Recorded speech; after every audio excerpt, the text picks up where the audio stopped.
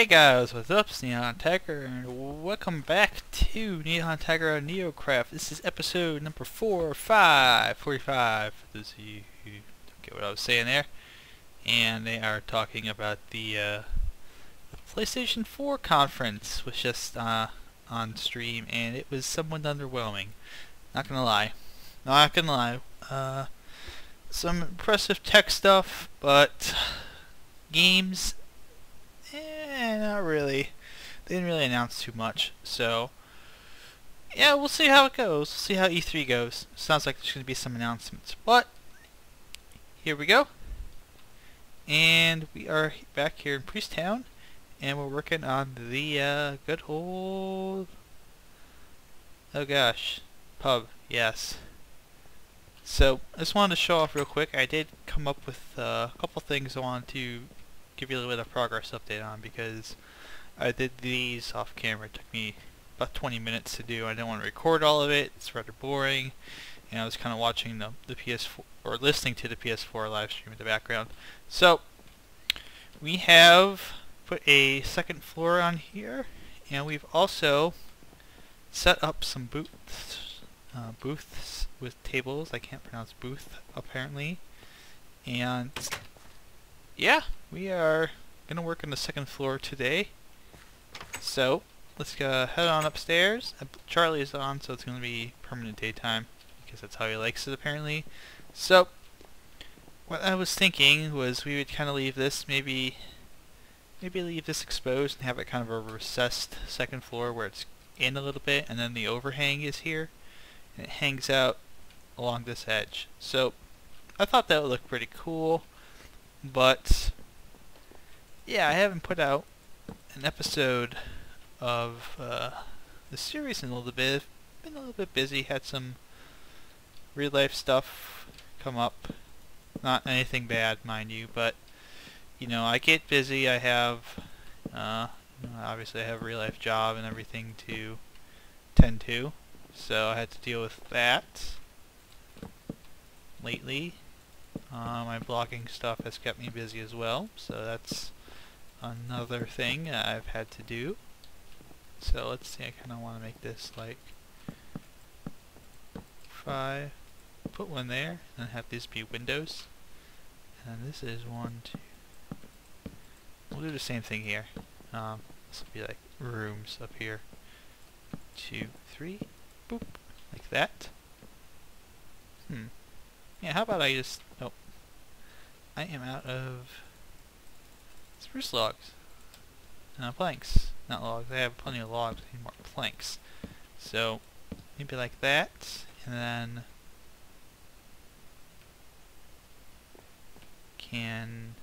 This can be a room, right?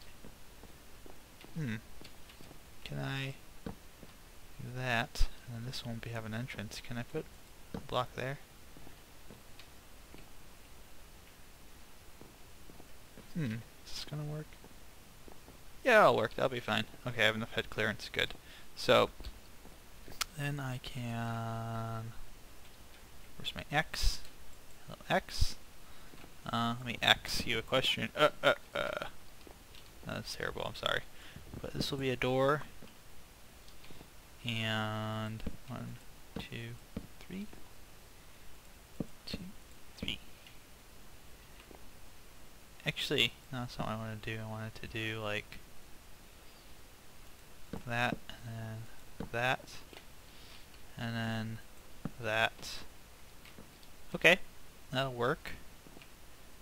Heck, maybe I can just push these stairs. Can I push the stairs back one? Can I move them back a space? Yeah, I can move them. I can move them back a space, I think. Maybe I'll do that later, but I'll set these rooms up and then I'll figure out what I want to do. Maybe I'll move the stairs back here one and then have this... No, I really can't do that. I hate having to figure these things out. So that is there, and this is a room, right? So like so. And more logs. Like that. So, while we're on the subject of the PlayStation, why don't I talk a little bit about what consoles I own? I haven't really talked about that too much, but I don't own any of the new consoles as far as like Wii U or obviously PS4. I'm probably not going to buy one right away, or even for that matter, probably a 720. I probably will not own one right away, and that's just because, in part, I am getting a lot out of my PC, obviously, with Minecraft and whatnot, and I just really don't see a reason yet to own a Wii U, or obviously an Xbox, whatever they're going to call it, because it hasn't come out yet, or, you know, a PS4, which they just announced. And truth be told, I've been kind of, I guess you could say, turned off a little bit by console gaming. Yeah, I would say turned off would be appropriate word for that. And really, that's because the games that I'm kind of interested in are not the games that are being made.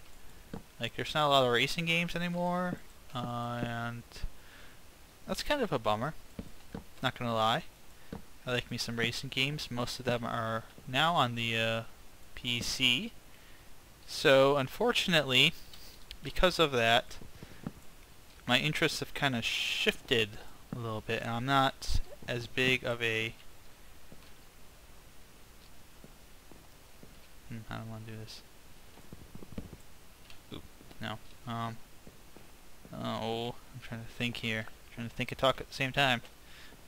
But I'm not quite as big of a PC fan for, a PS3 or a Wii or Xbox fan for some games as I am for the PC.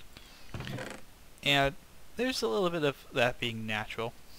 There's some things that consoles still can't do in this day and age because they are always trying to catch up to the PC in terms of power.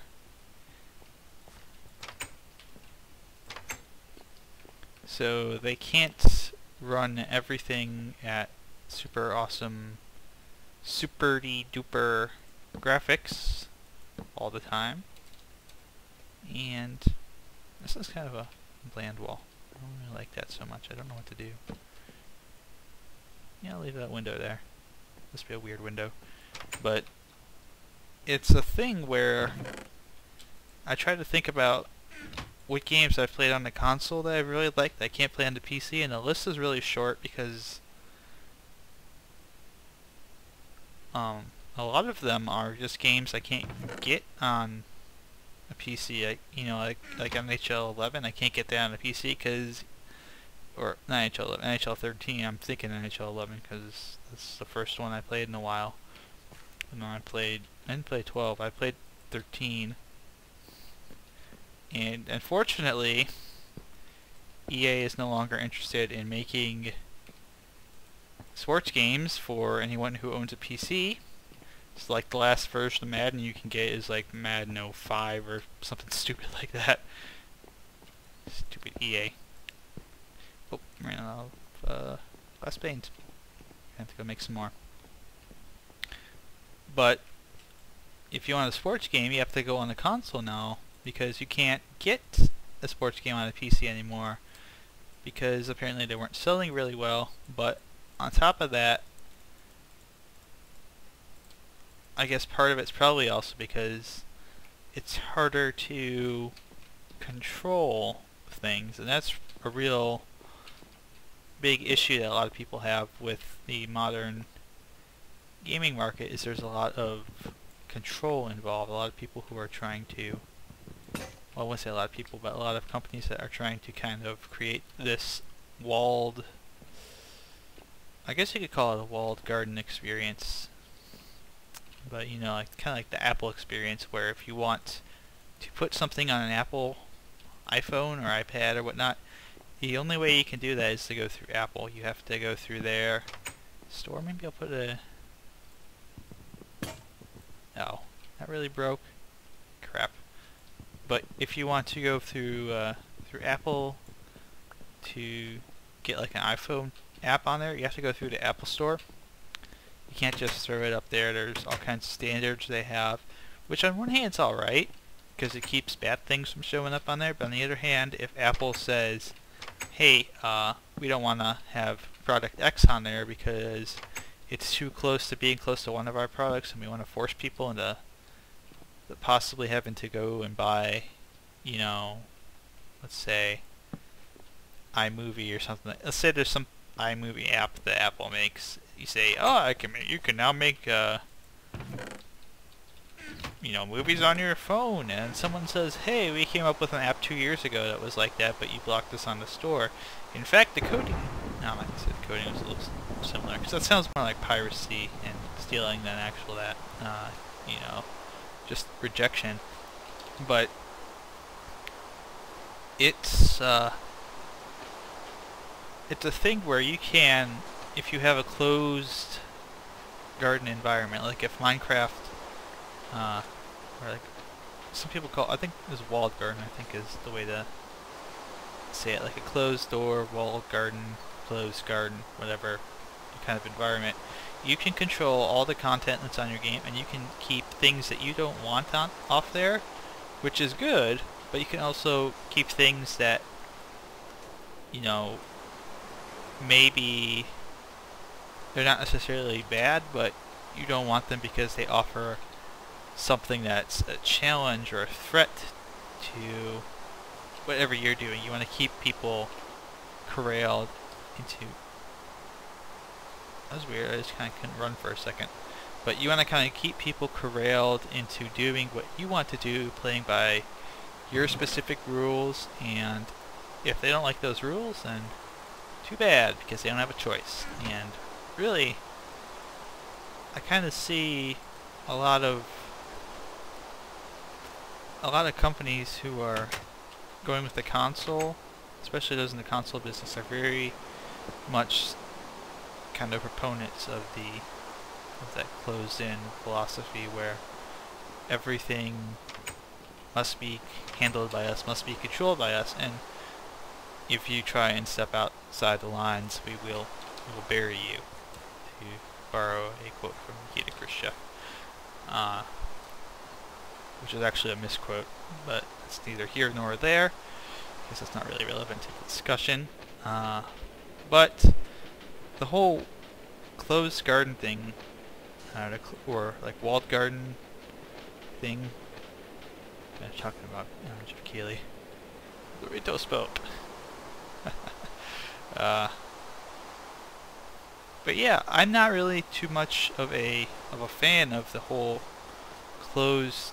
I can understand, like, some extent the closed garden. You obviously want some control over what you have, what you're putting on your console, and everything like that. And it's not unreasonable to have some safeguards in there. But there's a lot of companies that are now, they're going like full in on the closed door walled garden policy, where, you know, we will determine what's best for you. We will determine what you get to do, and you have zero say in the matter. And in a sense, it's kind of the opposite of what the PC does. The PC, you have obviously a lot of choice and all that fun stuff, and I like that a little bit better. I like being able to choose how, you know, in Minecraft, for example, how I want to play the game.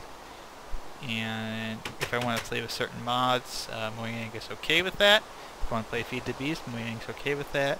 They're not going to come to me one day and say, oh, well, you can't play that. And well, they might, but generally speaking, the way they act is they're not going to come to me and say, oh, well, this does not agree with how we want you to play the game, or we see this as direct competition to us because you're not playing vanilla Minecraft, and so we are going to disable you from being able to play Feed the Beast, and no more fun. You have to play it our way with our rules. And I think that's a bad way to go about business in general. If all you think is it's my way or the highway, and you're not willing to do things, give people a little bit of say in conversation. Now, obviously, with consoles, you know, there's a whole thing about hacking and cheating, and that's a serious issue that people do have to resolve. And you know, ROMs and stuff, people using ROMs and various hacks to be able to play games for free. That's an actual relevant issue that I agree with.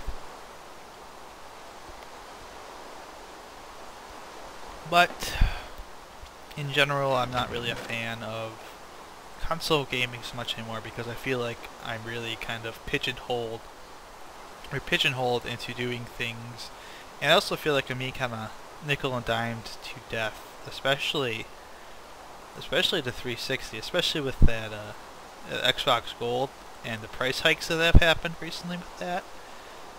It's like, you know, all this stuff that's, you have to be paying like $40 a month for online multiplayer, and you get stuff, you get other stuff besides online multiplayer. But to me, it feels a little disingenuous that you want to lock away portions of the game that were once free. And I know some people say, well, it's about you know, the servers and stuff. And yeah, I can see the argument that servers do cost money. It's not, you know, if you want to play a game, it's not cheap. It's not, you know, free to somebody to play a game. There are costs involved with that, and there are additional things you have to take into consideration. But if you want to do that, you have to find a way. You should either price it into the game, make the game, you know, $10 more, make a game $10 more if you want online, if you want to add online into your game, or find some other way to, you know, take care of that. But you don't necessarily want to keep putting up all these barriers and all these extra costs to playing a game, like the whole online pass thing that EA does now, where you can buy a game for free. You can buy a game and get an online pass for free, but if you want to play it used, you gotta pay like $15. Now, I know the reason they're doing that is because they think that used games are pirated games and lost sales, when the opposite's usually true. I can tell you there's a lot of used games I've played, a lot of series I would not have picked up if I hadn't bought a used game from that series. I'll give you an example. Dynasty Warriors. That's a good one. I've never played Dynasty Warriors at all had I not picked up one of the games that they made. But that's just one example. I can tell you, you know, you pick up a game on the cheap, and then all of a sudden you say, "Oh, this is good," and then they announce the second game's coming out, and you're like, "Oh, I think I want to play that," you know, because I had such a good experience with the first game that maybe I did pay $60. Mass Effect, for the first two games in particular, would be a good example of that as well. I got Mass Effect for free in a sale, and I enjoyed it. It wasn't super awesome, but it was great. I enjoyed it, had fun with it. And so when Mass Effect 2 came out, I said, hot dang, I'm going to pick that game up, and I'm going to pay full price for it. Instead of waiting 6 months to pick the game up on sale, I went out, I paid $60 for it, and I somewhat regretted it, especially when Mass Effect 3 came out. Again, that's another story. But the idea that a used game is a pirated game in a lost sale is not... why is it doing this? But it's not necessarily true. Especially if you get a game, you think you're getting a good deal on a game, and someone comes back and says, "Hey, if you like this game, would you be willing to pay full price for a sequel?" And you say, "Hot damn, yeah, I sure would." You know, that's a sale that you're making that you would not have made otherwise, because not everyone gets to experience the games that come out when they come out. And if you don't get to experience it, if you miss a game and it's a great game you would like, but you never get to play it because it's full price and you have to choose between two games because you don't have enough money to play, you know, a bunch of new games all the time. And there are lots of people that are like that. There's a lot of people who, especially if you're youngin, you may not have, you know, filthy rich parents. You may not have parents who want to spend loads and loads of money on you and pay for all your video games. So, oh, how did this get knocked down? That's weird. But that's the serious thing. Used games do make gaming affordable to a lot of people. It's a lot like it's not like I guess you could say Netflix in a way. You don't see, I know Netflix is a little bit different, but and I know, you know, sometimes there are disputes between movie studios and Netflix and whatnot, and things get taken off, but you don't see the movie studios anymore sitting around saying Netflix is stealing, you know, money from us. And I know Netflix does pay them a significant percentage for access to the libraries, but you don't see them sitting around saying, oh, well, we charge, you know, X amount of money, and people are just not showing up at movie theaters anymore because all they're doing is sitting at Netflix and they're not buying our DVDs, or Netflix encourages pirating. That's not necessarily the case. Maybe I'm making a bad analogy there, but it's not something that really, in the long run, used gaming is not something that is hurting games. I think what's hurting games, especially in the sales department, is the price in general. I think budgets are kind of too much for a lot of games. There's a lot of you know, ideas that, oh, hi Dry. Oh, got a visitor. But there's a lot of ideas that, you know, if a game has to be good, it has to have a $20 million budget. Oh, he's got different skin. But it doesn't have to have a $20 million budget. Minecraft didn't have a $20 million budget. It's one of the best damn games ever played. Team Fortress 2 didn't have a $20 million budget. Sure, it runs like crap now because it's not optimized for anything, but I enjoy it. A lot of the games I enjoy don't have $20 million budgets. And they're not these proclaimed AAA titles with thousands of hours advertising on the gaming TV network thingy, whatever of your choice. But I think that's the big problem. I think the budgets have gotten way out of hand. I know there's always production costs, but I think in general, I think there's a lot of waste that goes into gaming, and people just accept it for, you know, what it is. They say, oh, this game costs $20 million, it must be good, and that's not necessarily the case. Not necessarily the case at all. Oh goodness, he left me a little present, didn't he? That's nice. Thank you, mysterious stranger, who I named. But I don't think that's the case. I think, really, maybe I'm just editorializing here, I think the best games are the games that have the most heart and the most love and effort put into them. And in a sense, Minecraft's kind of that way. You have people who care about the game, be it the guys at Mojang because it's their job to care about it, or Feed the Beast guys because they love what they do, they love making mods, and they want them to work together so everyone can enjoy them. You know, as long as you enjoy the game, you can't put a price on that. And I find that the games I do enjoy, the games I enjoy the most, games I have the most fun playing, by and large, are not the most expensive games. And I can kind of name for you the one game that was really probably a big budget game that I enjoyed the past couple of years was Skyrim. I have been playing a little bit of Skyrim here and there, and I need a better PC to really experience it, but based on what I've played so far, I do enjoy it.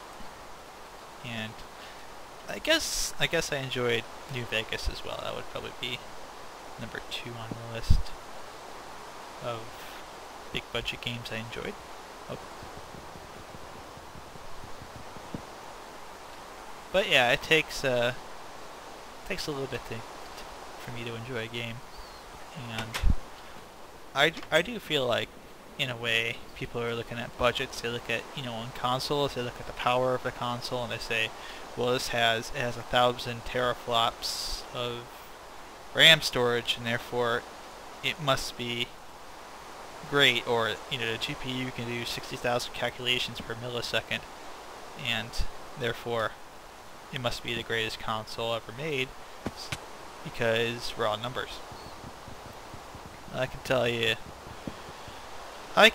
raw numbers don't mean crap if you can't do a good job. And working in the news industry, I know a lot of news organizations have started up, like the Daily, which was supported by News Corp. It was supposed to be this big, game-changing thing, and they were going to do all kinds of daily news, and it was going to be all digital, and it was going to be like a New York Times killer. And about 4 or 5 months after it started, Daily folded. Nobody paid attention to it. They kind of like, what the crap is this thing?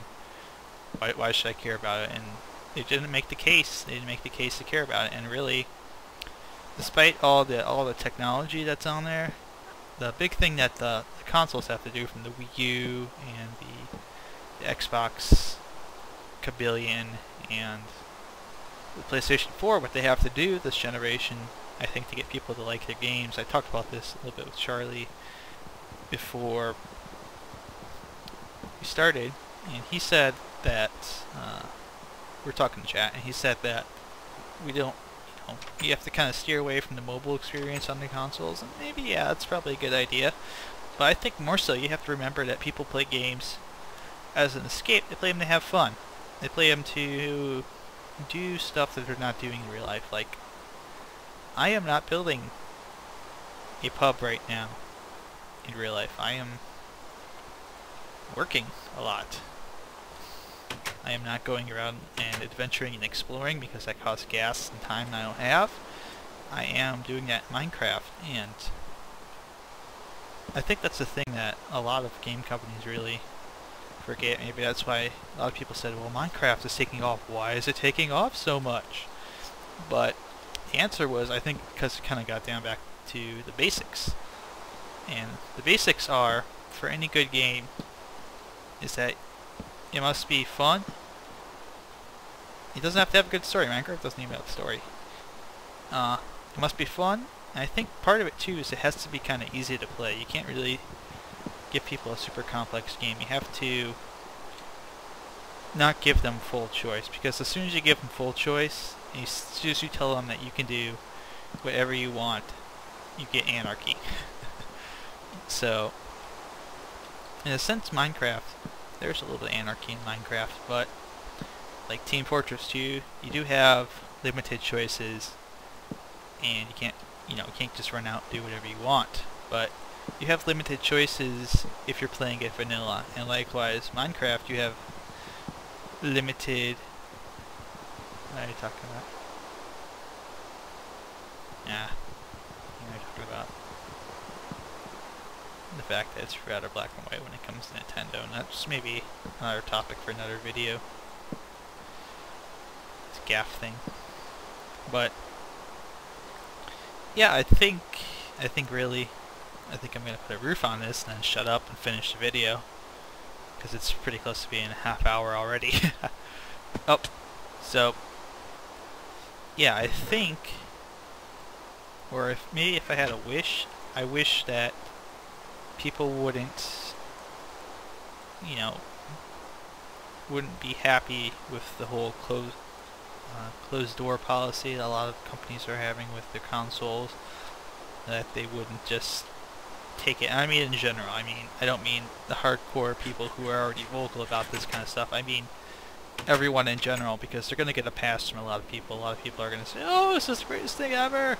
Oh, look at all the numbers. I wish they would just kind of take a look at the numbers and push them aside. Maybe keep them in the back of your head because it's cool to think about how powerful these things are, but it's not the only thing. And I kind of wish that they would remember that the most important thing to do, and the most important thing to remember with the game, is to have fun. That's what the experience is all about. It's about enjoying what you do, and that's really about it. So let me back up here. I want to see how this looks. Let me get hold on, I need to get a little height advantage, so one moment. Alright, it's well, yes, I do like System of a Down. But yeah, got up here on top of the roof next door, just take a look real quick. I like how the roof's looked out. I'm gonna flatten out the top of the roof up there. Maybe put a little bit of a ridge up there. I don't know yet, but I think that will be. I think that might be pretty good. Actually, what I'll do is I'll put a smokestack, like maybe like right over there, and I'll have a smokestack and maybe smoke kind of wistfully blowing away up in there. So, tell you what, we'll do that in the next episode. We'll start off the next episode by doing that, and I'll remove these blocks I used to get up here. So it's been a little bit long. I'm going to keep this a bit short. My last video went an hour, and I don't intend to really go for an hour again this time. So hopefully next time I have a video, we'll finish up the pub here, and I'll have something more exciting to talk about in my life besides video games, my thoughts on the console wars, and all that good stuff, because that, I know it's not always the most super exciting thing, but I do enjoy talking about it. I do have opinions that are a bit varied on it, and I guess the whole PS4 thing tonight really kind of got me fired up. So let me pop on the roof, and then we'll call it an evening, and I'll put some torches up here too, so that nasty things don't spawn. That would be bad. I do not want to be creeper bombed every time I walk out of my pub. I also need to come up with a name for this place, because I don't have a name for it yet. So that may be something that, I don't know, maybe you guys in the comments, if you have ideas. I would enjoy having a few ideas. I may not pick any of them, but obviously if I pick your idea, I'll put a sign somewhere in here and give you credit for it. If I don't, well, you know, you tried. You tried to sway me and it didn't work. So, unfortunately, sorry about that. But I think this is a good place to finish once we finish off the roof here. Good night, moon. Good night, cat. Good night, old lady in a yellow-green hat. That's not how the book goes. I don't care. Okay, so I think this is pretty good. Pretty good. Oh god, there's spiders up there already. Crap! Oh jeez, I forgot to put. Yeah, there's a spider up there, isn't there? Big flat space. Oh. Alright, let me light this up for a moment. So no spiders. Spiders bad. Spiders very bad. So, before I do anything else that's stupid, I'm going to end it. Thanks for watching, everybody. Really appreciate it. Getting really close to episode 50. We're 5 episodes away, and I have something very, very big planned. It's not going to be a prank. It's not going to be a prank this time, but something very cool that I've actually been wanting to do for a while, and I figured out how to do it. So, we're going to do that for episode 50. And that might be a little whiles off. I have a couple more episodes to get through. You know, I got 46 through 49 next. So we are gonna probably next time. We're probably gonna try and finish up the pub here. Have some rooms upstairs to take care of. Have decorating to do.